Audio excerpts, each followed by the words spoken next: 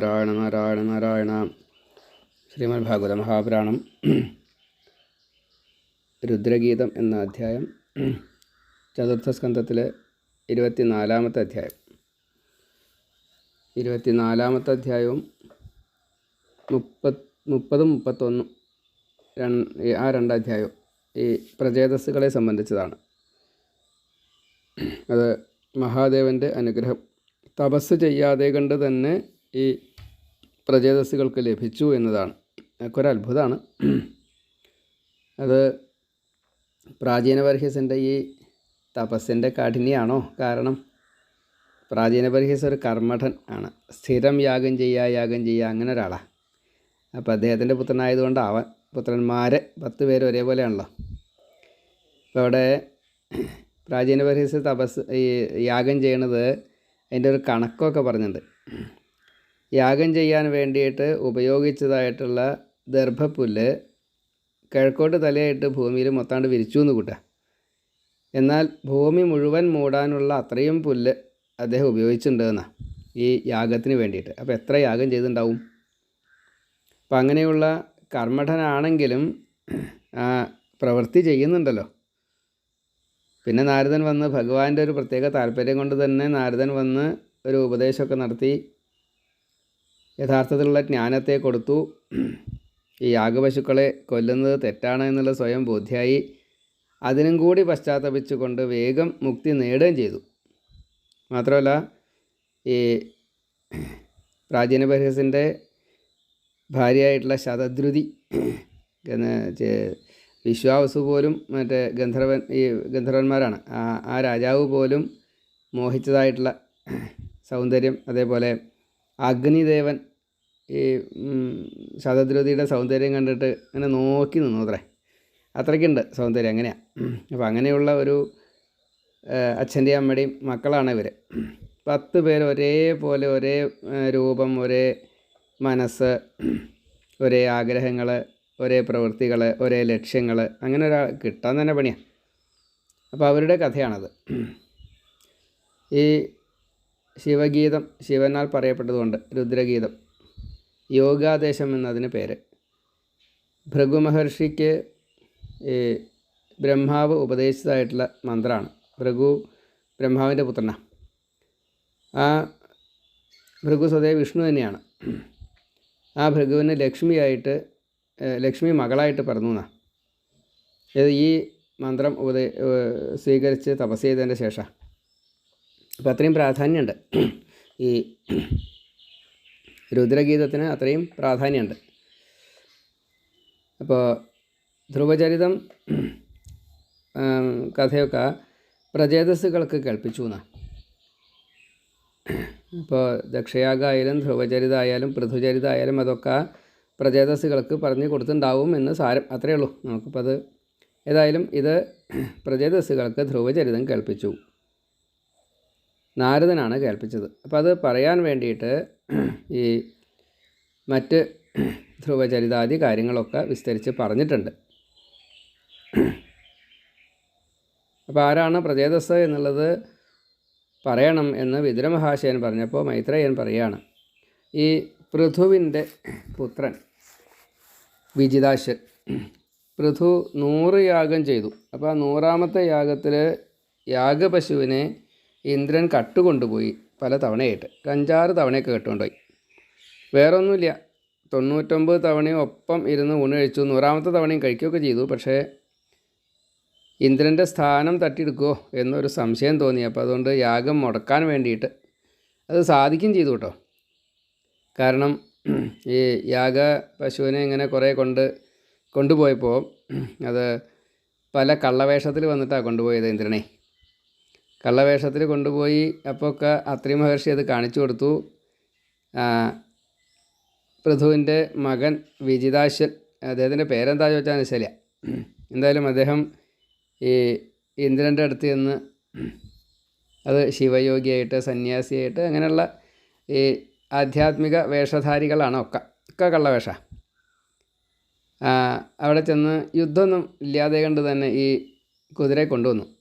അപ്പോൾ അതും ഇന്ദ്രന് ഒരു ചെറിയ സന്തോഷമായി. അപ്പോൾ ആ വിജിതാശ്വന് ഈ സന്തോഷം കൊണ്ട് എന്ന് പറയട്ടെ തിരസ്കരണി വിദ്യ ഉപദേശിച്ചു കൊടുത്തു. അത് വലിയ ഉപകാരമായി ഈ വിജിതാശന്. മാത്രമല്ല ഇന്ദ്രൻ്റെ പ്രീതിയും കിട്ടി. അങ്ങനെ അച്ഛന് യാഗം ചെയ്ത് കഴിഞ്ഞാൽ അത് മകന് അതിൻ്റെ ഒരു ഗുണം കിട്ടുമല്ലോ, അത് കിട്ടും ചെയ്തു. അങ്ങനെ അപ്പോൾ ആ വിജിതാശൻ ഈ പ്രധാനിയായിട്ട് തലസ്ഥാനത്തിരുന്നിട്ട് ഭരിച്ചു. പൃഥുവിൻ്റെ പുത്രനാണ്, പൃഥുവിൻ്റെ രാജ്യമാണ് ഭരിക്കുന്നത്. പിന്നെ 4 സഹോദരന്മാരുണ്ട്. അവർ കിഴക്ക് ഭാഗം ഹര്യക്ഷനും, തെക്ക് ഭാഗം ധൂമ്രകേശനും, പടിഞ്ഞാറ് ഭാഗം വൃഗനും, വടക്ക് ഭാഗം ദ്രവിണനുമായിട്ട് ഭരിച്ചു. ആ വിജിതാശന് പത്നിയായിട്ടുള്ള ശിഖണ്ഡിനി എന്നൊക്കെയാണ് പേര്. അതിൽ 3 ഉണ്ണികളുണ്ടായി: പാവകൻ, പവമാനൻ, ശുചി. അപ്പം അത് അഗ്നി അംശാവതാരമാണ്. അത് ഒരു ശാപം കിട്ടിയപ്പോൾ അങ്ങനെ വന്നതാണ്. വസിഷ്ഠ മഹർഷി ഒന്ന് ശപിച്ചു അത്രേ, മനുഷ്യജന്മം വേണ്ടി വരുന്നു. അപ്പം അങ്ങനെ പാവകൻ, പവമാനൻ, ശുചി. ഈ പാവകൻ എന്നുള്ളത് വിറകിനെ ദഹിപ്പിക്കുന്നതായിട്ടുള്ള അഗ്നിയാണെന്നും, പവമാനൻ എന്നുള്ളത് വൈശ്വാനരൻ ജഠരാഗ്നിയാണെന്നും, ശുചി എന്നുള്ളത് സ്വർണത്തിനെ പോലെയൊക്കെ ഉള്ള ലോഹങ്ങളെയൊക്കെ ശുദ്ധീകരിക്കാനുള്ള അഗ്നിയാണെന്നും എന്നൊക്കെ പറയണം. ആഹവനീയാഗ്നി, ഗാർഹപത്യാഗ്നി, ദക്ഷിണാഗ്നി, ഇങ്ങനെയൊക്കെ നമുക്ക് അഗ്നികൾ സ്ഥിരമായിട്ട് ഉപയോഗം ഉണ്ട്. ബഡവാഗ്നി കടലിൽ. പിന്നെ ഈ മിന്നൽ ഒരു അഗ്നിയാണ്. നമ്മൾ ഈ അടുപ്പ് കത്തിക്കുന്നുണ്ട്, അതൊക്കെ അഗ്നി തന്നെയാണ്. പടക്കം പൊട്ടിക്കുന്നുണ്ട്, അതിലുണ്ട് അഗ്നി. എല്ലാറ്റിനും വേർതിരിച്ചിട്ടുണ്ട് അത്രേ. നമ്മൾ എല്ലാ അഗ്നിയും ഒരുപോലെയാണെങ്കിലും എല്ലാ അഗ്നിയും ഒരുപോലെയല്ല. മനസ്സിൻ്റെ താപം കൂടി അഗ്നിയാണോ, തപസ്സിൻ്റെ തീവ്രത അഗ്നിയാണോ എന്ന് ചോദിച്ചാൽ അപ്പോൾ അറിയില്ല. ആവാം എന്നാണ് വിചാരിക്കേണ്ടത്. കാരണം ജഠരാഗ്നി അങ്ങനെയാണല്ലോ. അപ്പോൾ അതുകൊണ്ട് ഏതായാലും അഗ്നി 49 തരത്തിലുണ്ട്. അപ്പോൾ അതിൽ 3 പേരാണ് ഇവരെ ഈ വിജിതാശന് മക്കളായിട്ട്. അവർ വേഗം പോവുകയും ചെയ്തു. പിന്നെ മറ്റൊരു ഭാര്യ നഭസ്വതി. ആ നഭസ്വതിയിൽ ഹവിർധാനൻ ഒരു മകനുണ്ടായി. പിന്നെയുണ്ട് കേട്ടോ മക്കൾ. അതിൽ ഈ ഹവിർധാനൻ രാജാവായി. പക്ഷേ ഈ ഹവിർധാനൻ വേളി കഴിച്ചു. ഹവിർധാനി എന്ന് പേരായിട്ട്. അതിൽ മറ്റേ 6 പുത്രരുമുണ്ട്. ഹവിർധാനന് രാജ്യം ഭരിക്കുക അത്ര ഇഷ്ടമായിട്ട് തോന്നിയില്ല. കാരണം അതിൽ കുറേ കുഴപ്പങ്ങളുണ്ട്. തെറ്റ് ചെയ്ത അവരെയൊക്കെ ശിക്ഷിക്കണം, അത് രാജാവിന് താല്പര്യമില്ല. അതുപോലെ നികുതി പിരിക്കണം, അതിനും താല്പര്യമില്ല. അങ്ങനെ ഒരുട്ടം ദോഷങ്ങൾ. പിന്നെ ഗൃഹസ്ഥനായിട്ട് ജീവിക്കുകയൊക്കെ വേണ്ടേ, ഒക്കെ ഒഴിവാക്കി. അങ്ങനെയാണ്. പുത്രന്മാരൊക്കെ ഉണ്ടായതിന് ശേഷമാണ് വേഗം തന്നെ സന്യസിച്ചു. അങ്ങനെ മകനെ രാജ്യഭാര്യ ഏൽപ്പിച്ചു. അപ്പോൾ അതിൽ ഉണ്ടായിട്ടുള്ള ഒരാളാണ് അപ്പോൾ ഈ വേദിഷത്ത് എന്ന് പറഞ്ഞ ആൾ. അദ്ദേഹം ആണ് ഈ പ്രാചീന ബർഹിസ് എന്ന പേരിൽ അറിയപ്പെട്ടത്. അദ്ദേഹത്തിൻ്റെ ഭാര്യയാണ് ഈ ശതദ്രുതി. അപ്പോൾ ആ വേളി സമയത്താണ് ഈ അഗ്നി ശതദ്രുതിയെ കണ്ടിട്ട് മോഹിച്ചത്. വരുണൻ്റെ പുത്രിയാണ് ഈ ശതദ്രുതി. അങ്ങനെ വരുണൻ്റെ പുത്രിയായിട്ടുള്ള ഈ ശതദ്രുതിയെ പ്രാചീന ബർഹിസ് എന്ന വേദിഷത്ത് പത്നിയാക്കി. അതിൽ 10 പുത്രന്മാർ ഒരേപോലെ പ്രജേതസ്സുകളുണ്ടായി. അപ്പോൾ അവരോട് വിവാഹം കഴിക്കണം, രാജ്യം ഭരിക്കണം എന്നൊക്കെ പറഞ്ഞു, സന്താനങ്ങളുണ്ടാവണം.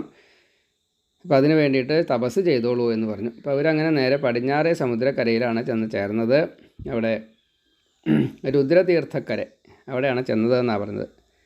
നമ്മൾ സാധാരണ ഈ ആചാര്യന്മാരൊക്കെ പറയാറുണ്ട് ഗുരുവായൂരും മമ്മിയൂരുമാണ് അതെന്ന്. അപ്പോൾ അവിടെ രുദ്രതീർത്ഥക്കര ചെന്ന് കഴിഞ്ഞപ്പോൾ ഇവർ തപസ് ചെയ്യാനാണ് പോയത്. അപ്പോൾ വലിയ സരസാണ്, നല്ല തെളിഞ്ഞ ജലം.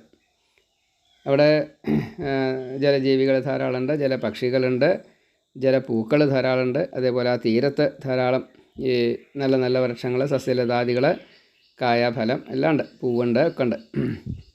വണ്ടുകളിങ്ങനെ തേൻ കുടിക്കുന്നത് ജലത്തിലുണ്ട്, വൃത്തിയുണ്ട്, ഒക്കെ ഉണ്ട്. അതേപോലെ പക്ഷിമൃഗാദികൾ, ശാന്തമായിട്ടുള്ളൊരു അന്തരീക്ഷം, നല്ല പുൽത്തകിടി, അങ്ങനെയുള്ള എല്ലാം ഉണ്ട്. മണത്തിട്ട അങ്ങനെയല്ലേ, വല്ലാത്തൊരു സുഖം ഉള്ള ഒരു അന്തരീക്ഷമാണ് ആ രുദ്രതീർത്ഥവും രുദ്രതീർത്ഥക്കര മുഴുവൻ. അപ്പോൾ ആ സരസ് കണ്ടപ്പോൾ തന്നെ മനസ്സ് ശുദ്ധമായി, അത്രയ്ക്കുണ്ട്. ഇനി തപസ് വേണ്ട, ആമട്ടായി എന്നർത്ഥം. ആ സമയത്താണ് ഇവരുടെ ഭാഗ്യം കൊണ്ട് ഈ മഹാദേവൻ അവിടുന്ന് കുളി കഴിഞ്ഞിട്ട് പുറത്തേക്ക് വരിക. മഹാദേവൻ്റെ ഈ വരവിൻ്റെ ആലഭാരങ്ങൾ, വാദ്യം, ഘോഷം, നാമജപം, ഭൂതഗണങ്ങളുടെ ആർത്തുവിളി, അതീവ ഹൃദ്യമായിട്ടുള്ള ഘോഷയാത്രയായിട്ടാണ് മഹാദേവൻ്റെ വരവ്. അപ്പോൾ അങ്ങനെ കണ്ടു, മഹാദേവനെ കണ്ടു. എങ്ങനെയാണ് കണ്ടത്? സ്വർണ്ണ നിറത്തിലുള്ള രൂപത്തിലാത്രേ പ്രത്യക്ഷനായത്, കാണിച്ചു കൊടുത്തത്. നീലകണ്ഠനായിട്ട് 3 കണ്ണ്, അതേപോലെ 5 മുഖം 10 കയ്യ്, ഈ ആനത്തോൽ ഉത്തരീയം, പുലിത്തോൽ വസ്ത്രമായിട്ട്, സർപ്പങ്ങളൊക്കെ ആഭരണങ്ങളായിട്ട്, മാത്രമല്ല ഓങ്കാരം ജപിച്ചുകൊണ്ട് അങ്ങനെ ഒരു വല്ലാത്ത ചൈതന്യമുണ്ട് ആ മഹാദേവനെ കണ്ടു കഴിഞ്ഞപ്പോഴേ. അവർ വേഗം 10 പേര് ഒരേപോലെ ഭഗവാനെ നമസ്കരിച്ചു.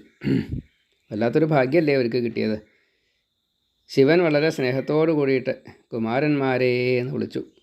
പ്രാചീന ബർഹിസിൻ്റെ പുത്രന്മാരായിട്ടുള്ള വേദിഷത്തിൻ്റെ ശതദ്രുതിയുടെ പുത്രന്മാരായിട്ടുള്ള 10 പേരായിട്ടുള്ള നിങ്ങൾ പ്രചേതസ്സുകൾ, എനിക്ക് നിങ്ങളെ അറിയാം, നിങ്ങൾ വന്ന ഉദ്ദേശം എനിക്കറിയാം. സാധാരണഗതിയിൽ ഒരാൾക്ക് അത്ര തപസ്സൊന്നും വേണ്ട. ഒരു 100 ജന്മം മനുഷ്യജന്മം കിട്ടിക്കഴിഞ്ഞാൽ സ്വന്തം ആചാരം നിഷ്കാമമായിട്ട് നിഷ്ഠയോട് കൂടിയിട്ട് ചെയ്തു കഴിഞ്ഞാൽ തന്നെ ഭഗവാനിലെത്തും. പക്ഷേ ഇത് ഭഗവാനെ ഭജിക്കാനുള്ള, തപസ് ചെയ്യാനുള്ള ആ തീരുമാനമുണ്ടല്ലോ, അത് വളരെ നന്നായി. ഞാൻ നിങ്ങൾക്ക് ഭഗവാനെ ഭജിക്കേണ്ടതായിട്ടുള്ള രീതികളൊക്കെ ഒന്ന് പറഞ്ഞു തരാം. ഭഗവാന്റെ രൂപം സ്മരിക്കണം, മന്ത്രങ്ങൾ വേണം, തപസ്സിനൊരു വിധിയുണ്ട്, അതൊക്കെ പറഞ്ഞുതരാം. എവിടെ ഇരുന്നിട്ടാണ് വേണ്ട, അങ്ങനെയൊക്കെ. സ്ഥലം ഇത് തന്നെ മതി എന്ന് ആദ്യമേ തന്നെ പറഞ്ഞു. അതേപോലെ ഈ ഭഗവാനെ തപസ് ചെയ്താൽ ഭഗവാങ്കിലും എത്താം, മഹാദേവൻ്റെ പദമായിട്ടുള്ള എന്നിലും എത്താം. അപ്പം അതുകൊണ്ട് നിങ്ങൾക്ക് ഇഷ്ടമുള്ളത് നിങ്ങൾ ചെയ്തോളൂ. ഈ രീതിയിലാണ് ഉപദേശം തന്നെ. ബ്രഹ്മാവ് ഉപദേശിച്ചു കൊടുത്തായിട്ടുള്ള ഈ രുദ്രഗീതം വളരെ ഗംഭീരമാണ്. ഇനി അപ്പോൾ ഭഗവാന്റെ ഭക്തന്മാർക്ക് എന്നെ ഇഷ്ടമാണ്, എൻ്റെ ഭക്തന്മാർക്ക് ഭഗവാനെ ഇഷ്ടമാണ്. ഇങ്ങനെ ഈ ബ്രഹ്മാവ് ഭൃഗു മഹർഷിക്ക് ഉപദേശിച്ചതായിട്ടുള്ള ഈ രുദ്രഗീതത്തെ ആ സമയത്ത് യോഗാദേശം, ശിവഗീതം, അത് പറഞ്ഞു കൊടുക്കുകയാണ്. അപ്പോൾ മന്ത്രങ്ങളൊക്കെ ഉണ്ട്, ശ്ലോകങ്ങളായിട്ട് മന്ത്രങ്ങളായിട്ട് ഭഗവാനോട് പ്രാർത്ഥിക്കുക. എന്ത്, ഞങ്ങൾക്ക് സച്ചിദാനന്ദം തരണേ, പരമാനന്ദം തന്നെ തരണേ. അങ്ങ് പരമാത്മാവാണ്, സച്ചിദാനന്ദ സ്വരൂപിയാണ്, അതേപോലെ തന്നെ അന്തര്യാമിയാണ്. അങ്ങനെയുള്ള ആ അനന്തപത്മനാഭനായിട്ടുള്ള പാലാഴിനാഥനായിട്ടുള്ള ഭഗവാനെ അങ്ങേക്ക് നമസ്കാരം. ഈ 24 തത്വങ്ങൾക്ക് സൃഷ്ടിസ്ഥിതി സംഹാരാദികൾ ചെയ്യുന്നവന്, മായ ഉണ്ടാക്കിയതായിട്ടുള്ള ഭഗവാന്, സ്വയം പ്രകാശനായിട്ടുള്ള വാസുദേവന്, സംഘർഷന്, പ്രദ്യുമ്നന്, അനിരുദ്ധന്, മറ്റേ മൂർത്തി രൂപങ്ങളിൽ വന്ന ആ ഭഗവാന് നമസ്കാരം. പിന്നെ ആദിത്യൻ ഭഗവാനാണ്, യജ്ഞമൂർത്തി ഭഗവാനാണ്, അഗ്നിസ്വരൂപൻ ആണ് ഭഗവാൻ. അപ്പോൾ ഇവിടെയൊക്കെ അതിൻ്റേതായ ചില പ്രത്യേകതകളുണ്ട്. അഗ്നി എന്ന് പറഞ്ഞു കഴിഞ്ഞാൽ സൗരയൂഥം, അപ്പോൾ അതിൻ്റെ നായകനാണ്. സൂര്യൻ എന്ന് പറഞ്ഞു കഴിഞ്ഞാൽ സൗരയൂഥത്തിൻ്റെ നായകനാണ്. അഗ്നി എന്ന് പറഞ്ഞു കഴിഞ്ഞാൽ യാഗത്തിലെ ബ്രഹ്മാവസ്ഥയിലുള്ളൊരു ഭാവമാണ് അഗ്നിക്കുള്ളത്. അതേപോലെ യജ്ഞമൂർത്തി എന്ന് വെച്ചാൽ എല്ലാ യജ്ഞങ്ങൾക്കും ഫലദാതാവാണ് യജ്ഞമൂർത്തി. അപ്പോൾ അങ്ങനെയുള്ള വളരെ വിശിഷ്ടമായിട്ടുള്ള മന്ത്രാവാളുടെ കാരണം ഇതൊക്കെയാണ്. ദേവന്മാർ, പിതൃക്കൾ, വേദങ്ങൾ, അതുപോലെ സൂര്യേന്ദ്രന്മാർ, പിന്നെ യാഗത്തിലെ ഈ ഹവിസുകൾ, അന്നം, ഇങ്ങനെയൊക്കെ ഉണ്ടല്ലോ. അതേപോലെ കവ്യം, ശ്രാദ്ധാദികൾക്ക് ഇങ്ങനെയുള്ള, പിന്നെ യാഗത്തിൻ്റെ സോമരസം, സൗമ്യം, അതേപോലെ പുരോടാശം, ഇതൊക്കെ അല്ലേ, ഇതൊക്കെ നൈവേദ്യ വസ്തുക്കൾ, ഇതെല്ലാം ഭഗവാനാണ്. അങ്ങനെയുള്ള ഭഗവത് സ്വരൂപന് നമസ്കാരം. പിന്നെ പ്രാണൻ ഭഗവാനാണ്, പഞ്ചകോശാന്തരസ്ഥനാണ്, ഹൃദയസ്ഥനാണ്, ഈ 24 തത്വങ്ങൾക്ക് അധിപതിയാണ്, പ്രപഞ്ചാധിപതിയാണ്. പ്രകൃതിയെ ഭഗവാനെ ബാധിക്കുന്നില്ല, മായ ഭഗവാനെ ബാധിക്കുന്നില്ല, സ്വർഗസ്വരൂപിയാണ്, പിതൃലോകസ്വരൂപിയാണ്, ധർമ്മദേവൻ ഭഗവാനാണ്, മൃത്യുസ്വരൂപിയാണ്. ഈ ശ്രാദ്ധാദി കർമ്മങ്ങൾ ചെയ്യുമ്പോൾ പിതൃലോക പ്രാപ്തി, അതേപോലെ പിതൃക്കളുടെ പ്രീതി കിട്ടുകയാണെന്ന് വെച്ചാൽ ആ ഒരു കർമ്മം, അതിൻ്റെ ഫലം തരുന്നതായിട്ടുള്ള ഭഗവാനും ഈ ഹരി തന്നെയാണ്. അപ്പോൾ ഈ ധർമ്മദേവൻ ഭഗവാനാണെന്ന് പറഞ്ഞല്ലോ. അതേപോലെ വേദങ്ങളായാലും മന്ത്രങ്ങളായാലും ഓങ്കാരായാലും ഒക്കെ, ജ്ഞാനമായാലും ഒക്കെ ഭഗവാൻ തന്നെയാണ്. ജ്ഞാനസ്വരൂപി, കാലസ്വരൂപിയാണ്. ഈ ആത്മചൈതന്യത്തെ വേണ്ട രീതിയിൽ ഭാഗിച്ച് ഓരോരുത്തർക്കും കൊടുത്തത് അതും ഭഗവാൻ തന്നെയാണ്. ഈ ആത്മചൈതന്യവും ഭഗവാൻ തന്നെയാണ്. കർമ്മം ചെയ്യണം എന്നുള്ളൊരു തോന്നലുണ്ടാവാനുള്ള ആ കാരണക്കാരനാണ് ഭഗവാനെ. അങ്ങനെ കാരണസ്വരൂപിക്ക് നമസ്കാരം. അതേപോലെ പ്രവർത്തിപ്പിക്കുക എന്നത് ഒരു മനസ്സിൻ്റെ പ്രേരണയാണല്ലോ. അപ്പോൾ അത് ഇല്ലച്ചാൽ പ്രാരാബ്ധം തീരില്ല. കർമ്മം ചെയ്താലേ ഈ ഫലം തിരിച്ച് കിട്ടുള്ളൂ. ഫലം തിരിച്ച് കിട്ടി അനുഭവിക്കുമ്പോഴാണ് സുഖദുഃഖങ്ങളായിട്ട് വരിക. അതാണ് പുണ്യപാപങ്ങളെ തീർക്കാനുള്ള ഉപായം. അപ്പോൾ അതാണ് പ്രാരബ്ധം തീർക്കാനുള്ള പണി. അപ്പോൾ അത് ചെയ്തു തരുന്നതായിട്ടുള്ള ഭഗവാനെ അങ്ങേക്ക് നമസ്കാരം. ഇങ്ങനെയാണ്. പിന്നെ ഭഗവാന്റെ രൂപത്തെ ഒന്ന് വിസ്തരിച്ച് പറഞ്ഞു കൊടുത്തു. അതിസുന്ദരമായിട്ടുള്ള ശ്യാമളവർണ്ണത്തിലുള്ള രൂപം, ചതുർബാഹുവായിട്ടാണ്. ശംഖുചക്ര ഗദാപത്മം, പ്രസന്നമുഖം, അതുപോലെ ചുവന്ന കണ്ണ്, വളഞ്ഞ പുരികം, നീണ്ടു കൂർത്ത് തടിച്ചതായിട്ടുള്ള മൂക്ക്, മുല്ലപ്പൂവും പല്ല്, അതേപോലെ ലോഭവും ലജ്ജയുമായിട്ടുള്ള ചുണ്ടുകൾ, നല്ല മിനുസമുള്ള കവിള്, കാതിൽ മകരകുണ്ടലം ഉണ്ട്, അതേപോലെ നീലമുടി കിരീടമായിട്ട് വെച്ചിട്ടുണ്ട്. ബാക്കിയുള്ളത് ഇങ്ങനെ പിന്നാക്കം ഇട്ടിട്ടുണ്ട്. നെറ്റിയിൽ 1-2 മുടി ഇങ്ങനെ വന്ന് നിൽക്കുന്നുണ്ട്. പിന്നെ ആടയാഭരണങ്ങളൊക്കെ ധാരാളമുണ്ട്. വനമാലയുണ്ട്, രത്നഹാരങ്ങളുണ്ട്, മറ്റേ സ്വർണ്ണഹാരങ്ങൾ പലതുമുണ്ട്. വള, മാല, കടകം, കടിസൂത്രം, തോൾവള, അങ്ങനെയല്ലേ. പൊന്നരഞ്ഞാണം, പൊൻചിലമ്പ്, മോതിരങ്ങൾ, പിന്നെ മഞ്ഞപ്പട്ട് ഉടുത്തിട്ടുണ്ട്. അതേപോലെ ഉത്തരി ഇട്ടിട്ടുണ്ട്. ഈ അജാനുബാഹു സ്വരൂപം വളരെ അതിസുന്ദരം എന്നേ പറയാറുള്ളൂ. കാരുണ്യനോട്ടവും ഈ മായപുഞ്ചിരിയും, അതേപോലെ വെളുത്ത നഖങ്ങൾ, പൗർണമി ചന്ദ്രൻ്റെ ശോഭയോട് കൂടിയിട്ട് ഒരു ശീതളിമ തരുന്നു. ആ പുറവടി ആമയുടെ പുറന്തോട് പോലെയുള്ള ആ പുറവടി, അതേപോലെ വജ്രാങ്കുശധ്വജ സരോരുഹ യവാദികളുള്ള ഈ പാദം, ശ്രീലക്ഷ്മി വക്ഷസിലുണ്ട്, ശ്രീവത്സം എന്നുള്ള മാറത്തുണ്ട്, കൗസ്തുഭം ചാർത്തിയിട്ടുണ്ട് ഭഗവാൻ. അതുപോലെ ശംഖ് കഴുത്ത്, ഒതുങ്ങിയ അരക്കെട്ട്, 3 രോമാവലിയുള്ള വയറ്, ഒതുങ്ങിയ എന്നർത്ഥം, വളരെ കൃശ എന്ന് പറയാം, അങ്ങനെയുള്ള വയറ്, അതേപോലെ വിസ്തൃതമായിട്ടുള്ള മാറ്, അതേപോലെ പതിഞ്ഞ കാൽമുട്ട്, അഭയം തരുന്നതായിട്ടുള്ള കാൽനഖങ്ങൾ. അങ്ങനെയാണ് ഈ ഭഗവാന്റെ ഈ തൃപ്പാദങ്ങളെ തോണിയാക്കി കഴിഞ്ഞാൽ പിന്നെ വേറൊരാളുടെ സഹായം വേണ്ട, അത് തന്നെ ഭഗവാങ്കിൽ എത്തിച്ചോളും. അങ്ങനെയാണ്. ആ തോണിയിലൊന്ന് കയറി കിട്ടിയാൽ മതി. ഇങ്ങനെയുള്ള സുന്ദര രൂപത്തെ എല്ലാവരും അർച്ചിക്കുന്നുണ്ട്, സ്തുതിക്കുന്നുണ്ട്, അർച്ചിക്കുന്നുണ്ട്, പലതും ചെയ്യുന്നുണ്ട്. ഈ അനന്തപത്മനാഭനായിട്ടുള്ള നാരായണനെ എങ്ങനെയാണോ വേദസ്വരൂപങ്ങളും, അതേപോലെ ലക്ഷ്മി, മറ്റേ ഭൂമി, ഇങ്ങനെ പത്നിമാരും, ബ്രഹ്മാവിഷ്ണു മഹേശ്വരന്മാരും എല്ലാവരും സ്തുതിക്കുന്നത്, ഋഷിമാർ, അങ്ങനെയല്ലേ. മറ്റേ ഗ്രന്ഥങ്ങളൊക്കെ, വേദാദി ഗ്രന്ഥങ്ങളൊക്കെ മറ്റേ സ്തുതിക്കുന്നത്. അങ്ങനെ സകലരും, വൃക്ഷം, നദി, ഈ പർവ്വതം, ഇവരൊക്കെ സ്തുതിച്ചുകൊണ്ടിരിക്കുക. സൂര്യേന്ദ്രന്മാർ, നക്ഷത്രങ്ങൾ, രാശി, ഇങ്ങനെയല്ലേ, എല്ലാവരും ഭഗവാനെ സ്തുതിച്ചുകൊണ്ടിരിക്കുക. അങ്ങനെയുള്ള ആ രൂപത്തെയാണ് കണ്ടത്. അതേപോലെ ഭക്തി തരണേ, അതേപോലെ ഇച്ഛാ, ക്രിയാ, ജ്ഞാന, ശക്തി അത് തരണേ, വൈരാഗ്യം തരണേ, മനഃശുദ്ധി തരണേ, ദേവന്മാർക്കും ദേവനായിട്ടുള്ള അഷ്ടദിക്പാലകന്മാരെ നിയന്ത്രിക്കുന്നതായിട്ടുള്ള ഭഗവാനെ അങ്ങ് ഞങ്ങളെ രക്ഷിക്കണേ, അനുഗ്രഹിക്കണേ. ഒരു തവണ ഭജിച്ചാൽ, ഒരു തവണ നാമം ജപിച്ചാൽ, അല്ലെങ്കിൽ ഭഗവാനെ ആശ്രയിച്ചാൽ പിന്നെ കാലൻ പോലും വരില്ല, ആഗ്രഹങ്ങളൊന്നും ബാക്കി ഉണ്ടാവില്ല. ഇവിടെ അനുഭവിച്ച് തീർക്കണച്ചാൽ ഭഗവാൻ ഹിതം അറിഞ്ഞിട്ട് തരും, അതല്ല വെച്ചാൽ അത് വേണ്ടാന്ന് തോന്നും. ഏതായാലും മുക്തി കിട്ടും. ഗംഗയിൽ പാദതീർത്ഥമാണ് ഭഗവാന്റെ. ത്രിവിക്രമ പാദം കഴുകിയ പാദതീർത്ഥമാണ് ഗംഗ. അപ്പോൾ ആ ഗംഗയിൽ കുളിച്ചു കഴിഞ്ഞാൽ ശരീരശുദ്ധിയും കിട്ടും, ഈ പാപങ്ങളൊക്കെ ഇല്ലാണ്ടാവും. അതേപോലെ ഭഗവാന്റെ കഥകൾ കേട്ട് കഴിഞ്ഞാൽ മനസ്സ് ശുദ്ധാവും, എല്ലാ പാപങ്ങളും തീരും. ഇങ്ങനെ ഭഗവാനിൽ എത്താനുള്ള ഉപായങ്ങൾ ധാരാളമായിട്ട്. ഭഗവാന്റെ പാദത്തോണി, ഈ രൂപ സ്മരണം, അതേപോലെ വൈകുണ്ഠത്തിലേതായിട്ടുള്ള പ്രത്യേകതകൾ അത് ധരിക്കുക, പിന്നെ ഭക്തന്മാരെ അനുഗ്രഹിച്ചതായിട്ടുള്ള ലീലകളെ സ്മരിക്കുക, ഗംഗയിൽ കുളിക്കുക, ഈ ഭഗവാന്റെ കഥകൾ ഇങ്ങനെ കേട്ടുകൊണ്ടിരിക്കുക, അതേപോലെ തന്നെ മനനം ചെയ്തുകൊണ്ടിരിക്കുക, മറ്റുള്ളവരോട് പറഞ്ഞുകൊണ്ടിരിക്കുക. ഇങ്ങനെ ജ്ഞാനം നേടാനുള്ളതായിട്ടുള്ള ഏറ്റവും നല്ല മാർഗം സദ്ഗുരുക്കന്മാരെ, സത്സംഗം, ഭക്തന്മാരായിട്ടുള്ള സംഘം, വിപ്രന്മാർ, ബ്രാഹ്മണന്മാരായിട്ടുള്ള സംഘം, അവർക്ക് ദാനാധികാരങ്ങളൊക്കെ ചെയ്ത് ഇങ്ങനെ ജീവൻ്റെ ഈ ശുദ്ധിക്ക് വേണ്ടിയിട്ട് എല്ലാ പ്രവർത്തനങ്ങളും, ത്രികരണങ്ങൾ, മനസ്സ, വചസ, കർമ്മണ, അതേപോലെ സ്വീകരണങ്ങൾ മുഴുവൻ, ഈ ഇന്ദ്രിയങ്ങൾ ഓരോന്നും പലതും കാണും, കേൾക്കും, ആഹരിക്കും, ഇങ്ങനെയൊക്കെ ഉണ്ടല്ലോ, അതൊക്കെ ശുദ്ധമായിട്ട് ഏറ്റവും ഫ്രഷ് എന്നുള്ള നിലയ്ക്ക്, അതേപോലെ സാത്വികമാവുകയും വേണം, പഥ്യമാവണം എല്ലാന്നർത്ഥം. വിഷയങ്ങളൊക്കെ വിടുക, ഇങ്ങനെ ജ്ഞാനത്തെ നേടുക. അവിദ്യ നീങ്ങണത് വരെ കർമ്മയോഗമായിട്ട് കർമ്മം ചെയ്യുക.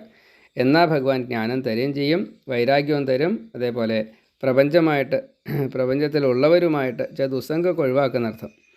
അങ്ങനെ ബന്ധങ്ങൾ വിട്ട് കഴിഞ്ഞാൽ ബന്ധനങ്ങളും ഇല്ലാണ്ടായി. അപ്പോൾ ബദ്ധനാവാതെ കണ്ട് ഭഗവാങ്കൽ മാത്രം ശ്രദ്ധിക്കുക എന്ന ജീവൻ മുക്ത അവസ്ഥയിലെത്തുന്നു. ഈ സൃഷ്ടിസ്ഥിതിയാദികൾ ചെയ്യുന്നതായിട്ടുള്ള ഭഗവാന്റെ അവതാര സ്വരൂപങ്ങളെ, സകല സ്വരൂപങ്ങളെയൊക്കെ ധ്യാനിച്ച് ഭഗവാങ്കലെത്താൻ വേണ്ടിയിട്ട് നല്ലോണം പ്രയത്നിക്കുക. വേദശാസ്ത്രാദികളൊക്കെ നല്ലോണം പഠിച്ച് ഈ പ്രപഞ്ചത്തിലെ എപ്രകാരത്തിലാണ് ശരീരം സ്വീകരിച്ച് ഓരോരുത്തരും വരണത് എന്നുള്ളത് 4 തരത്തിൽപ്പെട്ടതായിട്ടുള്ള ശരീരം, 84 ലക്ഷം ജീവൻ എന്നൊക്കെ പറയുന്നുണ്ട്. 84 തരത്തിൽപ്പെട്ടതായിട്ടുള്ള ശരീരങ്ങളെന്ന് പറയുന്നുണ്ട്. 84 ലക്ഷം. സ്വേദജം, ഉദ്ഭിജം, അണ്ഡജം, ജരായുജം, ഇങ്ങനെ 4 തരത്തിലാണ്. അതേപോലെ തന്നെ വാസം, മറ്റേ ജലത്തിലായാലും കരയിലായാലും ആകാശത്തിലായാലും, ഈ പക്ഷികളൊക്കെ അങ്ങനെയാണ് പറയുക. അതേപോലെ ആഹാരത്തിൻ്റെ കാര്യത്തിലാണെന്ന് വെച്ചാൽ ഈ മുകളിൽ നിന്ന് താഴേക്കും താഴെ നിന്ന് മുകളിലേക്കും സമാന്തരമായിട്ടും ആഹാരം സ്വീകരിക്കുന്ന ഭാവം. ഇങ്ങനെയുള്ള ജീവജാലങ്ങളിലൂടെ അനവധി 12 കോടി ജന്മങ്ങളൊക്കെ വേണത്രേ ഒരു മനുഷ്യജന്മം കിട്ടാനേ. അതൊക്കെ തരുന്നതായിട്ടുള്ള കാലസ്വരൂപിയായിട്ടുള്ള ഈ ഭഗവാനെ അങ്ങയെ ഞങ്ങളിതാ നമസ്കരിക്കുന്നു. ഞങ്ങളിൽ ഉള്ളതായിട്ടുള്ള ഈ സത്വരജസ്തമോ ഗുണങ്ങളിൽ രജസ്സും തമസും തീർത്തുകൊണ്ട് സാത്വിക ഗുണം കൂടി ഒഴിവാക്കി ഭഗവാങ്കലെത്താൻ ഞങ്ങളെ സഹായിക്കണേ. ഇതാണ് പ്രാർത്ഥന. എല്ലാ ഗുരുക്കന്മാർക്കും ആത്മീയ ഗുരുവിനെ കിട്ടുന്നവരെ പല ഗുരുക്കന്മാരായിട്ട് മാറി മാറി മാറി അങ്ങനെയാണ്. അപ്പോൾ അവരുടെ ഒക്കെ അനുഗ്രഹം ഒരേപോലെ കിട്ടുകയാണെങ്കിൽ, അവരെയൊക്കെ സേവിക്കുകയാണെങ്കിൽ ഈ ഭഗവാങ്കൽ എത്താൻ വളരെ എളുപ്പമാണ്. ഇങ്ങനെ ഈ നിശ്ചയദാർഢ്യത്തോടു കൂടിയിട്ട് ഇത്ര പണികൾ ഞാൻ ചെയ്യും എന്നുള്ള രീതിയിൽ ഈ തപസ്സിനൊക്കെ ഇപ്പോൾ 10,000 നാമം ഒരു ദിവസം ജപിക്കുന്നു നിശ്ചയിച്ചാൽ അത് 12,000 നാമം ജപിക്കണം. അങ്ങനെ തപസ്സിൻ്റെ പൂർത്തീകരണം അങ്ങനെയാണ്. അതേപോലെ കൃച്ഛ്ര തപസ്സാണെന്ന് വെച്ചാൽ ഈ പഞ്ചാഗ്നി മധ്യത്തിൽ വെയിൽ കാലത്ത്, മറ്റേ നല്ല ചൂട് കാലത്ത്, മഴക്കാലത്ത് മഴ കൊണ്ടുകൊണ്ട്, മഞ്ഞുകാലത്ത് നല്ല തണുപ്പാണെന്ന് വെച്ചാൽ അത് തണുത്ത വെള്ളത്തിൽ കഴുത്തറ്റം, അങ്ങനെ ദ്വന്ദ്വം സഹിച്ച് ഒക്കെ തപസ് ചെയ്യുക. അങ്ങനെയൊക്കെ ആയാൽ ഭഗവാങ്കലെത്താൻ വളരെ എളുപ്പമാണ്. ഇങ്ങനെ രുദ്രഗീതം പ്രചേതസ്സുകൾക്ക് ഭഗവാൻ മഹാദേവൻ പറഞ്ഞു കൊടുത്തു. ആത്മസ്വരൂപിയായിട്ടുള്ള ഭഗവാനെ ഭജിച്ച് നിങ്ങൾ ഈ യോഗാദേശം എന്ന മന്ത്രം സ്ഥിരമായിട്ട് ഹൃദയസ്ഥമാക്കിക്കോളൂ. മുനിചര്യയോട് കൂടിയിട്ട് തപസ് ചെയ്യൂ. ഇത് ഭൃഗുവിന് ലക്ഷ്മി തന്നെ പിറക്കാനുണ്ടായ കാരണമായി തീർന്നതാണ്. അത്രയ്ക്കും പ്രാധാന്യമുണ്ട്. എല്ലാ തമോ ഗുണവും രജോ ഗുണവും നീങ്ങും. നിങ്ങൾക്ക് ഭഗവാനെ ദർശിക്കാൻ സാധിക്കും. ഭഗവാൻ അനുഗ്രഹിക്കും, മോക്ഷം തരും കേട്ടോ എന്നൊക്കെ പറഞ്ഞു. ഹരിപാദത്തോണിയിൽ കയറിക്കോളൂ. ദുഃഖം കടക്കാൻ, ഈ ഭവാർണവത്തെ കടക്കാനായിട്ട് ആ തോണി ആശ്രയമാകും. വേറെ സഹായങ്ങളൊന്നും വേണ്ട. അപ്പോൾ ഈ മന്ത്രം ജപിക്കുന്നവർക്ക് ഭഗവാൻ മഹാദേവൻ്റെയും അനുഗ്രഹം കിട്ടും കേട്ടോ. പ്രാരബ്ധം മുഴുവൻ തീരും, കർമ്മവാസന പോലും തീരും. ഇനിയും ഉപദേശങ്ങൾ ധാരാളം തരാനുണ്ട്, പക്ഷേ അതൊന്നും ആവശ്യമില്ല. ഇത് തന്നെ ധാരാളമാണ്. അപ്പോൾ അതുകൊണ്ട് ഇത് ഭവ ഔഷധമായിട്ട് ഇതിനെ കണക്കാക്കിക്കോളൂ, സ്വീകരിച്ചോളൂ എന്നെല്ലാം പറഞ്ഞുകൊണ്ടാണ് ഈ മന്ത്രം ഇവിടെ അവസാനിപ്പിച്ചത്. അപ്പോൾ ഇത് ജപിച്ചുകൊണ്ട് 10,000 കൊല്ലം ഈ രുദ്രതീർത്ഥത്തിൻ്റെ ഉള്ളിൽ കിടന്ന് തപസ് ചെയ്തു ഈ പ്രചേതസ്സുകൾ. അപ്പോൾ ആ കഥയാണ് പിന്നെ 30, 31 അധ്യായങ്ങളിലായിട്ട് പറയണത്. മൈത്രേയൻ പറയുകയാണ്, തപസ് ചെയ്യാതെ കണ്ട് മഹാദേവനെ കണ്ടു. ആ പരമഭക്തർ ഈ 10,000 കൊല്ലം ഈ വെള്ളത്തിൽ മുങ്ങിക്കിടന്ന് ഈ ശിവൻ ഉപദേശിച്ചതായിട്ടുള്ള രുദ്രഗീതം ജപിച്ചുകൊണ്ട് തപസ്സിൽ തന്നെ മുഴുകി. ഇപ്പോൾ വെള്ളത്തിൽ മുങ്ങിക്കിടന്നിട്ടാണ്. ഇപ്പോൾ ബാക്കി ഒന്നും വിഷയം പറയാനില്ല. കൃച്ഛ്ര തപസ് ഭഗവാൻ വളരെ സന്തോഷത്തോട് കൂടിയിട്ട്, പിന്നെ ഭഗവാൻ്റെയും കുറച്ചൊരാവശ്യമുണ്ട്. ഇവരിലൂടെയാണ് ഈ പരമ്പര വർദ്ധിക്കുക, ഇവരിലൂടെയാണ് ദക്ഷ ഉണ്ടാവുക. എന്നിട്ട് ദക്ഷിണ ശരീരം കൊടുക്കാൻ ഭഗവാൻ നിശ്ചയിച്ചിട്ടുണ്ട്. അപ്പോൾ അത് ഇവരിലൂടെ വേണം. അത്രയും ബ്രഹ്മാവിന് തുല്യനായിട്ട് പുത്രനെയാണ് കൊടുക്കാൻ പോണതേ. അപ്പോൾ അതിന് അത്രയും പ്രാധാന്യമുണ്ട്. അതുകൊണ്ട് ഭഗവാൻ ആ തപസ് കേമായിക്കോട്ടെ എന്ന് നിശ്ചയിച്ചു. അങ്ങനെയാണ് ഈ ശിവനെ കൊണ്ട് ഉപദേശം കൊടുത്തതും അതേപോലെ ഈ 10,000 കൊല്ലം വെള്ളത്തിൻ്റെ ഉള്ളിൽ കിടന്നിട്ട് തപസ് ചെയ്തതും. അതാണ് വെള്ളത്തിൻ്റെ ഉള്ളിൽ ഇരുന്നിട്ട് തപസ് ചെയ്തതും, മുങ്ങിക്കിടന്നിട്ടാണ് അർത്ഥം. അങ്ങനെ ഭഗവാൻ അതിസുന്ദരനായിട്ട് ഗരുഡൻ്റെ പുറത്ത് പ്രത്യക്ഷപ്പെട്ടു. അതീവ സുന്ദര രൂപം. എത്രയാ പറയണമെന്ന് വെച്ചാൽ ഭഗവാൻ മഹാദേവൻ എങ്ങനെയാണോ ഈ മഹാവിഷ്ണുവിനെ പറഞ്ഞു കൊടുത്തത് അതേപോലെ ഗരുഡൻ്റെ പുറത്താണെന്ന് മാത്രം. ഭഗവാൻ പറഞ്ഞു. കണ്ടപ്പോൾ ഗംഭീരമായിട്ട് സ്തുതിക്കുക കാര്യങ്ങളൊക്കെ ഉണ്ട്. ഇനി സ്തുതിയാണ് വലിയൊരു സ്തുതിയാണ്. ഭഗവാൻ പറഞ്ഞു, എനിക്ക് നിങ്ങളെ വളരെ ഇഷ്ടമായി. എന്താ കാരണം വെച്ചാൽ നിങ്ങൾ 10 പേര് ഒരേപോലെ ചിന്തിക്കുന്നു, ഒരേപോലെ കർമ്മം ചെയ്യണം, ഒരേ ലക്ഷ്യം, ഇങ്ങനെയൊക്കെ ഉണ്ടല്ലോ. ധർമ്മം, മൈത്രി, ശ്രദ്ധ, ശുദ്ധി, ഇതൊക്കെ എനിക്ക് വളരെയധികം ഇഷ്ടമായി. അതുകൊണ്ട് നിങ്ങൾക്ക് നല്ലൊരു പത്നിയെ കിട്ടും. ബ്രഹ്മാവിന് തുല്യനായിട്ടുള്ള ഒരു പുത്രനെ ഇതാ ഞാൻ ഇപ്പം തന്നെ തരണമെന്നാണ്. അത് ഇപ്പം തന്നാൽ ഇപ്പം ഒന്നും കിട്ടില്ല കേട്ടോ. 1,00,000 വർഷം രാജ്യം ഭരിച്ചിട്ട് വേണം കിട്ടാനായിട്ട്. കണ്ടുവിന് പ്രംളോജ എന്ന പേരായിട്ടുള്ളൊരു പത്നിയുണ്ട്. മറ്റേ അപ്സര സ്ത്രീയാണ്. അതിൽ വാർക്ഷി അല്ലെങ്കിൽ മാരിഷ എന്ന പേരുള്ളൊരു കുട്ടിയുണ്ട്. വൃക്ഷങ്ങൾ വളർത്തി ആ കുട്ടി. അപ്പോൾ അതിന് വാർഷി എന്നുള്ള പേരുണ്ട്. ചന്ദ്രനാണ് രക്ഷിച്ചത്, അമൃത് കൊടുത്തിട്ടുണ്ട്. അപ്പോൾ അത്രയും ഈ 10,000 വർഷം ഒപ്പം ജീവിക്കാൻ ഒരാളെ കിട്ടണ്ടേ. 10,000 വർഷം ഇവിടെ തപസ് ചെയ്തു, അല്ല ഇനി 1,00,000 വർഷമുണ്ട്. അത്രയും കാലം ജീവിക്കാൻ ഒരാളെ കിട്ടണ്ടേ. അത് ഈ അമൃത് സേവിച്ചതായിട്ടുള്ള മാരീഷയാണ് ഒപ്പം ഉണ്ടായതെന്ന് അർത്ഥം. അപ്പോൾ അങ്ങനെ ഇതെല്ലാം ഒത്തു വരും വേണ്ടേ, എളുപ്പമല്ല. അങ്ങനെ ഭഗവാൻ പറഞ്ഞു, ഈ വാർഷി കണ്ടുവിൻ്റെ പ്രംളോചയുണ്ടായിട്ടുള്ള മാരിഷയെ, ചന്ദ്രൻ വളർത്തി അമൃത് കൊടുത്തതായിട്ടുള്ള വൃക്ഷങ്ങൾ വളർത്തിയതായിട്ടുള്ള ഈ വാർഷിയെ വെളിയഴിച്ചോളൂ. അതിൽ 1,00,000 വർഷം ഗൃഹസ്ഥ ജീവിതം, രാജ്യഭാരം, ഇതൊക്കെ ചെയ്ത് ഒടുക്കം എന്നിൽ വന്ന് എത്തിച്ചേരും ചെയ്തോളൂ കേട്ടോ. ദക്ഷൻ പിറക്കും ആ സമയത്ത്. നിങ്ങൾക്ക് ഇങ്ങോട്ട് പോരാറാവണതിൻ്റെ മുന്നേ ആയിട്ട് ദക്ഷൻ പിറക്കും.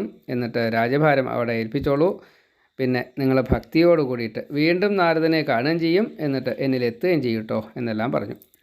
സുഖവും ദുഃഖവും ഒന്നും ഇനി ബാധിക്കില്ല. നിങ്ങൾ എന്ത് ചെയ്താലും ഇനി ഒരു കുഴപ്പമുണ്ടാവില്ല. അങ്ങനെയാണ്.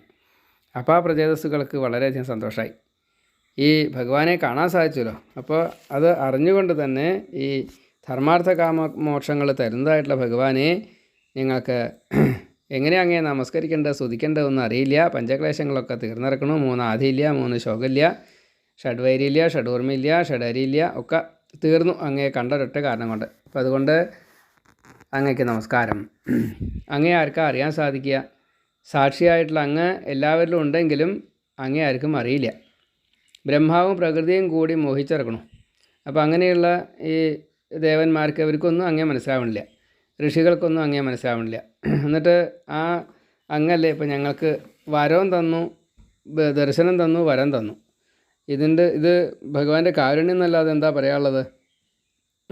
ഈ മിഥ്യയായിട്ടുള്ള പ്രപഞ്ചം, അതിൽ എത്ര സൃഷ്ടികൾ, അതിൽ എന്തെങ്കിലുമൊക്കെ ന്യൂനത വരുമ്പോഴോ അല്ലെങ്കിൽ ഭക്തന്മാരെ അനുഗ്രഹിക്കാനോ വേണ്ടിയിട്ട് ഭഗവാൻ എത്ര സ്വരൂപങ്ങളെ സ്വീകരിക്കണു. ഭഗവാൻ കൃഷ്ണനായിട്ട് വന്നില്ലേ, ആ കൃഷ്ണസ്വരൂപിക്ക് മറ്റേ യാദവപതിക്ക് നമസ്കാരം. അപ്പോൾ താമരക്കണ്ണ്, താമരക്കാല്, താമരമുഖം, അങ്ങനെ ഈ ഭഗവാന്റെ രൂപത്തിന് കുറേ പ്രത്യേകത ഉണ്ടല്ലോ. അപ്പോൾ ആ ദേവകീനന്ദനന് നമസ്കാരം, യശോദാനന്ദന് നമസ്കാരം. ഇങ്ങനെ ജീവജാലങ്ങൾക്ക് ആശ്രയമായിട്ടുള്ള ശ്രീകൃഷ്ണ സ്വരൂപി, അങ്ങനെ ഭഗവാൻ, വിഷ്ണു, ഈ അവതാര സകല സ്വരൂപം, നിഷ്കള സ്വരൂപം, അങ്ങനെയുള്ള നാരായണന് നമസ്കാരം. ഇപ്പം ഞങ്ങളുടെ പാപം തീർത്തുല്ലോ, ഇതിന് ഞങ്ങളെന്താ പകരം ചെയ്യാൻ ഞങ്ങൾക്കറിയില്ല. ഞങ്ങൾ അങ്ങ് സ്വന്തമായിട്ട് കണക്കാക്കിയല്ലോ, അങ്ങയുടെ സ്വന്തമാണ് ഞങ്ങൾ എന്നുള്ളത് അങ്ങ് പറഞ്ഞു. ഇതൊരു മഹാഭാഗ്യമല്ലേ. ഇത് സാധാരണ അങ്ങനെ എല്ലാവർക്കും അങ്ങ് കൊടുക്കാറില്ല. അപ്പോൾ ഈ ഞങ്ങളുടെ ആഗ്രഹം എന്തോ അത് ചോദിച്ചിട്ടില്ല. ഞങ്ങൾ ചോദിക്കുന്നതിൻ്റെ മുന്നേ ഞങ്ങൾക്ക് ഈ ആഗ്രഹം മറ്റേ അച്ഛൻ പറഞ്ഞതാണ്, പ്രചേതസ് പറഞ്ഞതാണ്. അപ്പോൾ പ്രാചീന പരിഹസ് പറഞ്ഞതാണ്. അതിപ്പോൾ ചോദിക്കാണ്ട് തന്നെ വരായിട്ട് തന്നു. ഇതിപ്പോൾ അങ്ങയുടെ മേന്മ, അതല്ലാണ്ട് എന്താ പറയുക. അങ്ങയുടെ ഈ ഓരോരോ ലീലകളുടെയും ഓരോരോ കഴിവുകളുടെയും ഒക്കെ അതിർത്തി പറയാൻ പറ്റില്ല. അനന്തന, അതുകൊണ്ട് അങ്ങ് അനന്തൻ തന്നെയാണ് എല്ലാ അർത്ഥത്തിലും. ഇപ്പോൾ കൽപ്പവൃക്ഷം കാമധേനൊക്കെ ചോദിച്ചത് തരും, ഇത്രയല്ലേ ഉള്ളൂ. ഇതിപ്പോൾ ഞങ്ങൾ ചോദിക്കാതെ കണ്ട് ഈ തരുന്നത് ഹിതാണോന്ന്, മറ്റേ കൽപ്പവൃക്ഷമൊക്കെ തരുന്നത് ഹിതാണോന്ന് വെച്ചില്ല. അങ്ങ് ഹിതമേ തരൂ, അത് ഞങ്ങൾക്ക് തന്നു കഴിഞ്ഞു. അപ്പോൾ എങ്ങനെയപ്പോൾ ഈ അങ്ങയോട് കടപ്പെട്ട് ഈ കടപ്പാട് സ്വതേ പാടില്ല അത്രേ. പക്ഷേ എങ്ങനെയാണ് അങ്ങയോട് ഈ കടപ്പാട് എങ്ങനെയാണ് ഞങ്ങൾ അവസാനിപ്പിക്കുക? ഇനി അങ്ങല്ലാതെ ഞങ്ങൾക്ക് വേറെ യാതൊന്നുമില്ല. അത്രയും അടുപ്പം ഞങ്ങൾക്ക് തോന്നുന്നുണ്ട്. മുക്തിയേക്കാൾ കൂടുതൽ ഇപ്പോൾ ഞങ്ങൾക്ക് നന്നായി എന്ന് തോന്നിയത് അങ്ങയുമായുള്ള ഈ സംഘമാണ്, സത്സംഗം. അപ്പോൾ സത്സംഗത്തിൻ്റെ കാര്യമൊക്കെ ഭഗവാൻ വളരെയധികം പറഞ്ഞിട്ടുണ്ട്. കൃഷ്ണൻ സംഖ്യയായതാണ് ഗോപികമാർക്ക് രക്ഷ കിട്ടിയത്, ശ്രീരാമൻ സംഖ്യയായതാണ് ഈ വാനരന്മാർക്ക് മുക്തി കിട്ടിയത്. അങ്ങനെ ലോകസുഖത്തെ കൊടുക്കാനല്ല, ഈശ്വരനിലേക്ക് ചേർക്കാനാണ് ഭഗവാൻ ഈ സംഘം കൊടുക്കുന്നത്. അപ്പോൾ അത് വളരെ എളുപ്പമായിട്ട് ഭഗവാൻ ഞങ്ങൾക്ക് തന്നൂലോ. ഈ സത്സംഗത്തിൻ്റെയും ആ ഗുണം കൊണ്ട് ഇനി ഭവാർണവല്ല, അങ്ങനെയുള്ള ഭയം ഇനി ആവശ്യമില്ല, ഒരു ഭയത്തിൻ്റെ ആവശ്യമില്ല. മഹാദേവൻ ഞങ്ങൾക്ക് അങ്ങയെക്കുറിച്ച് പറഞ്ഞു തന്നു, അതിനനുസരിച്ച് ഞങ്ങൾക്ക് തപസ് ചെയ്യാൻ സാധിച്ചു. ഇത് അങ്ങയുടെ അനുഗ്രഹം ഇല്ലാണ്ട് സാധിക്കില്ല എന്ന് മനസ്സിലായി. ഇപ്പോൾ അങ്ങയെ ഞങ്ങൾക്ക് കാണാൻ സാധിച്ചു, വരം ഞങ്ങൾക്ക് കിട്ടി. പിന്നെ ഈ പാദതീർത്ഥമല്ലേ ഭഗവാൻ മഹാദേവനെ കൂടി മഹാദേവനാക്കിയത്, അതിപ്പോൾ ഇതാ ഞങ്ങൾക്ക് സാധിച്ചു. കാലി കഴുകി പൂജിച്ചു, ഇങ്ങനെയൊക്കെ ഉണ്ടായിട്ടുണ്ട്. അപ്പോൾ ഇത് ഭഗവാന്റെ ദർശനത്തിന് ഈ കാരണം തന്നെ മഹാദേവൻ്റെ അനുഗ്രഹമാണ്. അങ്ങ് ഭഗവാൻ പറഞ്ഞയച്ചതാണ് എന്ന് ഞങ്ങൾ വിചാരിക്കുന്നു. ഭഗവാൻ ഞങ്ങളോട് എന്തൊക്കെയോ ചില താല്പര്യങ്ങൾ കാണിക്കുന്നു എന്നത് ഞങ്ങളുടെ ഭാഗ്യമാണ്. ഈ സംസാരം തീർക്കാൻ എത്ര ആൾക്കാർ എന്തെല്ലാം കാര്യങ്ങൾ ചെയ്യണു, അതൊന്നും ഞങ്ങൾക്ക് വേണ്ടി വന്നില്ല. ഒരു ഭവവൈദ്യൻ എന്ന നിലയ്ക്ക് ഞങ്ങളുടെ മുമ്പിൽ വന്നു. അത് ഞങ്ങൾക്കിത് ഇപ്പോൾ മുക്തി തന്ന് അനുഗ്രഹിച്ചിരിക്കുന്നു. ബ്രാഹ്മണരായാലും ഗുരുവായാലും വൃദ്ധരായാലും ഈ ഭക്തരായാലും സ്ത്രീകളായാലും ഈ ദൈന്യരായാലും രോഗികളായാലും ഈ ശിശുക്കളായാലും അവരൊക്കെ ശുശ്രൂഷ ചെയ്യുമ്പോൾ ഭഗവാനെ പൂജ ചെയ്യുന്നതായിട്ട് ഭഗവാൻ കണക്കാക്കുന്നുണ്ട്. അതേപോലെ ആഹാരം ഉപേക്ഷിച്ചിട്ട് വെള്ളത്തിൽ മുങ്ങിക്കിടന്നിട്ടുള്ള ഈ തപസ് ഭഗവാൻ അതൊരു പൂജയായിട്ട് കണക്കാക്കുന്നുണ്ട്. ഞങ്ങളൊന്നും ചെയ്തിട്ടില്ല, പക്ഷേ എന്നാലും ഞങ്ങൾ ഇതെല്ലാം ചെയ്തതായിട്ട് ഭഗവാൻ കണക്കാക്കണം. ഇത് അങ്ങക്ക് ഞങ്ങളോടുള്ള പ്രീതി കൊണ്ടാണല്ലോ ഇങ്ങനെയൊക്കെ തോന്നിയത്. ഒരു കഴിവുമില്ലാത്ത ഞങ്ങൾക്ക് വേദറിയില്ല, അല്ലെങ്കിൽ ഭഗവാന്റെ യഥാർത്ഥത്തിലുള്ള രൂപം അറിയില്ല, ഭഗവാനെ ഞങ്ങൾക്ക് അറിയില്ല. എന്നിട്ടും ഞങ്ങൾ അങ്ങയെ സ്തുതിച്ചു, എന്തൊക്കെയോ പറഞ്ഞു. അങ്ങ് ശുദ്ധ സത്വം ആണ്, അതേപോലെ സത്യസ്വരൂപനാണ്, സമസ്വരൂപനാണ്, സമദൃക്ക്, സമചിത്ത, സമഭാവന, അങ്ങനെയുള്ള സമത്വം പാലിക്കുന്ന മഹാപുരുഷനാണ്. പിന്നെ വിരാട് രൂപിയാണ്, വാസുദേവനാണ്, ഭഗവാനാണ്, ഈ ഐശ്വര്യങ്ങൾക്ക് നാഥനാണ്. ഇങ്ങനെ ഭഗവാന്റെ ഈ പലതരത്തിൽപ്പെട്ടതായിട്ടുള്ള പ്രത്യേകതകൾ, പ്രത്യേകിച്ച് 6 ഭാവം, അത് ചതുർമൂർത്തി, ഇങ്ങനെയൊക്കെ ഉണ്ടല്ലോ, അതൊക്കെ എന്നും ഞങ്ങൾക്ക് തരണേ, ഇത് ഓർമ്മയുണ്ടാവണേ, സത്സംഗം തരണേ, ധർമ്മം ചെയ്യിക്കണേ. അങ്ങനെയാണ് ഞങ്ങൾ ചെയ്യുന്നത് കൊണ്ട് ഭഗവാൻ സന്തോഷിക്കുകയും വേണം. എല്ലാ ജന്മത്തിലും ഭക്തിയും വേണം. അപ്പോൾ എന്താ വരം വേണ്ടതെന്ന് ചോദിച്ചിട്ടല്ല, ഇവരിങ്ങനെ വരങ്ങനെ പറഞ്ഞുകൊണ്ടിരിക്കുക. ഭഗവാനിൽ നിന്നും അകലരുത്, അതിനെന്താ വേണ്ടത് വെച്ചാൽ അത് തരണം എന്ന പ്രകാരം അവർ ആവശ്യപ്പെട്ടു. അത് മുഴുവൻ എത്ര കണ്ടിട്ടും ഭഗവാനെ കണ്ട് മതിയാവണില്ല, സ്തുതിച്ചിട്ട് മതിയാവണില്ല. അപ്പോൾ പറഞ്ഞുകൊണ്ടേയിരിക്കുന്നു. ഒരു കാര്യം പറഞ്ഞ് വീണ്ടും അതെന്നെ പറയല്ല കേട്ടോ, മാറ്റിയിട്ട് ഇഷ്ടം പോലെ ഉണ്ടല്ലോ പറയണേ, എത്ര പറഞ്ഞാലും തീരുമില്ല. അങ്ങനെ നന്നായിട്ട് തന്നെ പറഞ്ഞു. അത് ഭഗവാൻ അതൊക്കെ സ്വീകരിച്ചു. സ്തുതി കഴിഞ്ഞു. പിന്നെ ഭഗവാൻ അനുഗ്രഹങ്ങളെല്ലാം കൊടുത്തതിൻ്റെ ശേഷം നിങ്ങൾ അവിടേക്ക് എത്തിക്കൊള്ളൂ കേട്ടോ എന്ന് പറഞ്ഞ് ഭഗവാൻ മറഞ്ഞു. പ്രജേതസ്സുകൾ നേരെ ഭഗവാനെ ആ പ്രദേശം നോക്കിയിട്ടൊന്ന് തൊഴുത് കരയ്ക്ക് കയറി. നോക്കുമ്പോൾ ഭൂമി മുഴുവനും മരങ്ങളെ കാട് പടലം, കടക്കാൻ മാർഗമില്ല, കൂരിരുട്ട്, ഒന്നും കാണാനില്ല. അപ്പോൾ ചെറിയൊരു ശുണ്ഠി വന്നു. ഞങ്ങളിപ്പോൾ ഭഗവാനെ കണ്ട് പുറത്തേക്ക് വന്നപ്പോൾ ഞങ്ങൾക്കൊന്ന് അങ്ങോട്ടോ നീങ്ങാനും കൂടിയും വഴിയില്ലാതെ കണ്ട് ഈ മരങ്ങൾ ഇങ്ങനെ നിന്ന് എന്താ ചെയ്യുക? ഇത് ഉള്ളിലങ്ങോട്ട് തോന്നിയപ്പോഴേക്കും അഗ്നിയും വായുവും കൂടിയിട്ട് വായിൽ കൂടെ പുറത്തേക്ക് കൊണ്ട് വന്നു. അപ്പോൾ കാറ്റും തീയും കൂടി വന്നാൽ എന്താ ഉണ്ടാവുക? മരങ്ങളല്ലേ, അത് കത്തും. മരങ്ങളാണ്ട് കത്താൻ തുടങ്ങി. അപ്പോഴേക്കും എല്ലാവരും പേടിച്ചു. അവിടുത്തെ ജീവികൾ, ദേവന്മാർ, മനുഷ്യർ, സകല ആൾക്കാരും പേടിച്ചു. കാരണം ഇവരുടെ കോപം ആളിക്കത്തിയാൽ കുടുങ്ങി. അപ്പോഴേക്കും ബ്രഹ്മാവ് ഓടി വന്നു. അയ്യോ കുട്ടികളെ, മരം കത്തിക്കരുത്, മരങ്ങൾ ഈ ജീവനോപാധിയാണ്, അതുകൊണ്ട് എല്ലാവർക്കും ആഹാരത്തിന് മരങ്ങളേ ഉള്ളൂ, വേറെ ഒന്നുമില്ല, ഇത് ഭഗവാൻ തന്നതാണ്, ഭഗവാന്റെ ഇച്ഛയാണിത്. നിങ്ങൾ ഭഗവാനെ കണ്ടോരല്ലേ, ഈ മരങ്ങളിങ്ങനെ കത്തിക്കാൻ പാടുമോ? മരം വെട്ടാൻ പാടുമോ? ഈ മരങ്ങളാണ് നിങ്ങളുടെ ആവശ്യങ്ങൾ നിറവേറ്റാൻ പോകുന്നത്. പറഞ്ഞില്ലേ, വൃക്ഷങ്ങൾ വളർത്തിയിട്ടുള്ള വാർക്ഷി, ആ മാരിഷയാണ് നിങ്ങൾക്ക് വേലി വയ്ക്കാനുള്ള വധുവായിട്ട് ഭഗവാൻ പറഞ്ഞത്. അത് മറന്നോ? അപ്പോൾ ഇവരതൊന്നും ഓർമ്മിച്ചിട്ടന്നില്ല. അപ്പോൾ എന്നാൽ ആ കാര്യം നടത്താം എന്ന് പറഞ്ഞ് ബ്രഹ്മാവ് അപ്പം തന്നെ പുരോഹിതനായി. അപ്പോഴേക്കും മരങ്ങൾ പേടിച്ചിട്ട് ഈ വാർഷിയെ കൊണ്ടുവന്ന് കൊടുത്തു. ഭഗവാന്റെ ആജ്ഞയല്ലേ, കൊണ്ടുവന്ന് കൊടുത്തു. അപ്പോഴേക്കും ചന്ദ്രൻ അവിടെ സാന്നിധ്യം കാണിച്ചിട്ടുണ്ടാവും. ഏതായാലും നല്ല മുഹൂർത്തത്തിൽ ഈ മാരിഷയെ വേളിയഴിക്കുകയും ചെയ്തു. പിന്നെ ആ ബ്രഹ്മാവ് പറയുകയാണ്, ഈ ഉണ്ണിയിലാണ് കേട്ടോ, ഈ വധുവിലാണ് കേട്ടോ, മാരിഷയിലാണ് കേട്ടോ 1,00,000 വർഷം കഴിഞ്ഞതിൻ്റെ ശേഷം ദക്ഷൻ എനിക്ക് തുല്യനായിട്ട് ദക്ഷൻ പിറക്കുക. അപ്പോൾ അതുവരെ നിങ്ങൾ സുഖിച്ച് ഭരിച്ചോളൂ, മറ്റേ ഗൃഹസ്ഥ ജീവിതം നയിച്ചോളൂ. ഇങ്ങനെ അനുഗ്രഹിക്കുകയും ചെയ്തു. അങ്ങനെ ഈ 1,00,000 വർഷം കഴിഞ്ഞു. അത് ചാക്ഷുഷ മന്വന്തരത്തിൽ 6ാമത്തെ മന്വന്തരത്തിലാണ് ഈ കഥ നടക്കുന്നത്. സ്വയംഭുവൻ, സ്വാരോജിഷൻ, ഉത്തമൻ, താമസൻ, ദൈവതൻ, ചാക്ഷുഷൻ 6ാമത്തെ മന്വന്തര. അത് കഴിഞ്ഞിട്ട് ഇപ്പോഴുള്ളത് വൈവസ്വതൻ 7ാമത്തെ മന്വന്തര.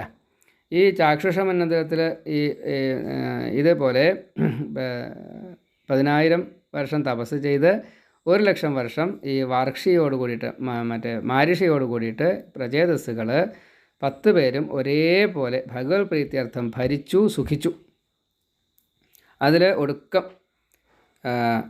ദക്ഷൻ ഉണ്ടാവുകയും ചെയ്തു. ഇങ്ങനെ ഈ ഭഗവാന്റെ പ്രേരണയ്ക്കനുസരിച്ച്, ഭഗവാന്റെ ആജ്ഞയ്ക്കനുസരിച്ച്, ഇച്ഛയ്ക്കനുസരിച്ച് എല്ലാവരെയും ഒരേപോലെ രക്ഷിക്കുക എന്ന കടമയും അവർ ചെയ്തു. ഇതൊക്കെ ഭഗവാൻ പറഞ്ഞതാണ്. അങ്ങനെ ദക്ഷനുണ്ടായി, ഒഴിവാക്കാറായി. എന്നുവെച്ചാൽ തപസ് ഭരണം എന്നുള്ള അത് തപസ് കഴിയാറായി ആ സമയം. അങ്ങനെയാണ്.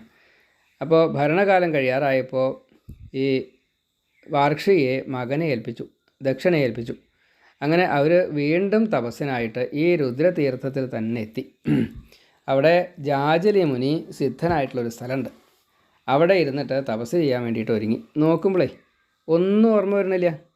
ഭഗവാനെ ഭജിച്ച ഈ രുദ്രഗീത അവർക്ക് ഓർമ്മ വരുന്നില്ല. അപ്പോൾ ആ സമയത്ത് നാരദൻ അവിടെ വരിക. നാരദനെ നല്ലോണം പോയിച്ചു, ഭഗവാനെ ഞങ്ങൾ തോറ്റു. ഈ കുടുംബഭരണം, രാജ്യഭരണം എന്നൊക്കെ പറഞ്ഞിട്ടേ ഇതുവരെ ഭജിച്ചേർന്നതായിട്ടുള്ള ആ മന്ത്രം മറന്നു. അതുകൊണ്ട് അതൊന്ന് ഓർമ്മിപ്പിച്ച് തരണേ. അങ്ങ് സൂര്യസമനല്ലേ, ഇരുട്ട് അകറ്റണ ഒരാളല്ലേ, ജ്ഞാനം തന്ന് ഞങ്ങളെ രക്ഷിക്കണേ. ഞങ്ങൾക്ക് ശിവനും വിഷ്ണുവും ജ്ഞാനം തന്നതാണ്, എന്നിട്ടും അത് മറന്നു വെച്ചാലോ. അപ്പോൾ ഇത് സ്ഥിരമായിട്ട് കൊണ്ടു നടക്കാൻ പറ്റിയില്ല. അതിനൊരു കണ്ടിന്യൂറ്റി ഉണ്ട്. ഇത് സ്ഥിരമായിട്ട് ഉപാസിക്കണമെന്ന്. അതിനാണ് സ്വാധ്യായം. അത് നിർബന്ധമാണ്. ഈ സ്വാധ്യായം ഇല്ലാത്തതുകൊണ്ട് പറ്റിയതാ. ഗൃഹസ്ഥരായിട്ട് മതിമറന്നു പോയി. ആ ഒരു തെറ്റ് ഒന്ന് ക്ഷമിക്കണം. അങ്ങ് ഞങ്ങൾക്ക് ഉപദേശം തരണം, സംസാരത്തെ കടത്തി തരണം. ഭഗവാന്റെ അനുഗ്രഹമൊക്കെ ഉണ്ട്, പക്ഷേ പറഞ്ഞിട്ട് കാര്യമില്ല, ചെയ്യണ്ടേ. അപ്പോൾ നാരദൻ പറഞ്ഞു, ജന്മം കൊണ്ട്, കർമ്മം കൊണ്ട്, ആയുസ്, അതല്ലെങ്കിൽ ത്രിവിധ കർമ്മങ്ങൾ, ഇങ്ങനെ പലതും ചെയ്താലും ഭഗവത് പ്രീതി കിട്ടില്ല. ഭഗവത്പരമായിട്ട് ജീവിതം ഭഗവാന് വേണ്ടിയിട്ട് സമർപ്പിച്ചാലാണ് ഭഗവത് സേവയായിട്ട് മാറുക. അത് നിങ്ങൾ ചെയ്തിട്ടുണ്ട് കേട്ടോ, അതുകൊണ്ട് ധന്യതയുണ്ട്. അതുകൊണ്ടാണ് ഇപ്പോൾ ഞാൻ ഇവിടെ വന്നതും നിങ്ങൾക്ക് ഈ മന്ത്രം വീണ്ടും പറഞ്ഞു തരാൻ ഭഗവാന്റെ ആജ്ഞയുണ്ട്. അപ്പോൾ അതിനനുസരിച്ചാണ് ഞാനിത് ചെയ്യുന്നത്. ഭഗവാന്റെ പ്രീതി നിങ്ങൾ നേടിയിട്ടുണ്ട്. അപ്പോൾ ധനം കൊണ്ടോ പാരമ്പര്യം കൊണ്ടോ വിദ്യ കൊണ്ടോ മറ്റ് ഈ എന്താ പറയുക യോഗ്യതകളെ കൊണ്ടൊന്നും ഭഗവാനെ കിട്ടില്ല. ഭഗവാനെ കിട്ടാൻ ഈ സമർപ്പണ ബുദ്ധിയാണ് വേണ്ടത്. അത് നിങ്ങൾക്ക് കിട്ടിയിരിക്കുന്നു. ആ ഭാഗ്യം ഇപ്പോൾ അവസരമാക്കിയിട്ട് നിങ്ങൾ ഉപയോഗിച്ചോളൂ. വൃക്ഷത്തിൻ്റെ കടക്കൽ നനച്ചാലാണല്ലോ ഫലം കിട്ടുക. അതേപോലെ ആഹാരം പ്രാണനെ ബലപ്പെടുത്തുകയാണല്ലോ ചെയ്യുക. അതേപോലെ വിഷ്ണു പ്രസാദിച്ചാൽ മാത്രമേ എല്ലാ ദേവകളും സന്തോഷിക്കുള്ളൂ. നമ്മൾ ശുദ്ധമായിട്ടുള്ള ആഹാരം കഴിച്ച് പ്രാണനെ പോഷിപ്പിച്ചില്ല വെച്ചാൽ ശരീരം നിലനിൽക്കില്ല. അതേപോലെ ഭഗവാൻ വിഷ്ണുവിൻ്റെ അനുഗ്രഹമില്ലെങ്കിൽ മുക്തി കിട്ടില്ല. ഈ ജലം നീരാവിയായിട്ട് മുകളിലോട്ട് പോയിട്ട് മഴയായിട്ട് താഴോട്ട് വന്ന ഭൂമിയിൽ ജീവൻ മുകളിലേക്കും ജീവൻ താഴേക്കും വരും. പിന്നെ അത് സസ്യങ്ങൾ വഴിയാണ് ഈ അങ്ങനെ സഞ്ചരിച്ചു കൊണ്ട് ധാന്യം അല്ലെങ്കിൽ മറ്റേ ആഹാരമായിട്ട് അത് മനുഷ്യ ശരീരത്തിൽ ചെന്നിട്ട് അവിടെ നിന്ന് സ്ത്രീയിലേക്ക് അങ്ങനെ ജീവൻ സഞ്ചരിക്കുകയാണ് ചെയ്യുന്നത്. അപ്പോൾ ഇങ്ങനെ എല്ലാവരും ഭഗവാനിൽ നിന്നാണ് വരുന്നത്, ഭഗവാനെ തന്നെ ലയിക്കുകയാണ് ചെയ്യുന്നത്. ഈ പ്രപഞ്ചം പ്രളയം കഴിഞ്ഞാലും വീണ്ടും ഭഗവാന്റെ ഇച്ഛയ്ക്കനുസരിച്ച് അടുത്ത സൃഷ്ടി സമയത്ത് വരും. അത് കഴിഞ്ഞാൽ പ്രളയം കഴിഞ്ഞാൽ വീണ്ടും കാണാണ്ടാവും. ഇതൊക്കെ അതിൻ്റെ ഒരു നിയമമാണ്.